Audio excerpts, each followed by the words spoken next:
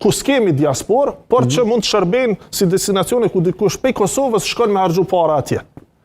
Pra kemi dashur ato destinacione që na sjellin bashkëdhetar të Kosovë edhe mirëmbahet pra ritmi i ekonomisë, sidomos gjatë sezonit të verës. E për ma tepër, kjo nuk është vetëm për diasporën, pra për mërgatën, sepse në të njëjtat linja të fluturimit mund të udhtojmë edhe unë e ti.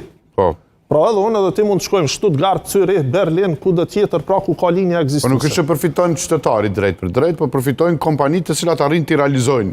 Fillimisht pra përfiton ekonomia e vendit.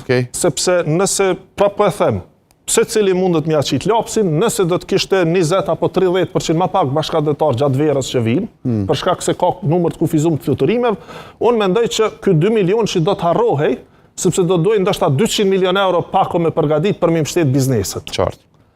Kështu që për neve ka qenë një investim. E për ma tepër, përveç përfitimit indirekt ekonomik, këtu shteti ka dhe përfitim direkt financiar.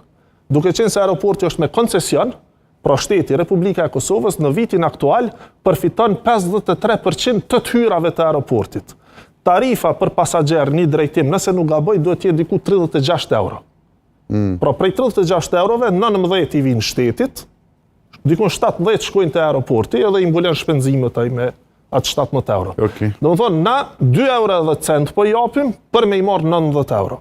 Do më thonë, ka dhe përfitim direkt financiar edhe për vetë shtetin, nëse ka rritje të numrit të pasagjerve krahasu me vitin para prak. Pra ka qenë një vendim i cili arsyetohet në çfarë do forme ekonomike dhe financiare dhe është tepër pozitiv për shtetin. Dhe është një kritik tjetër që ka të bëjë me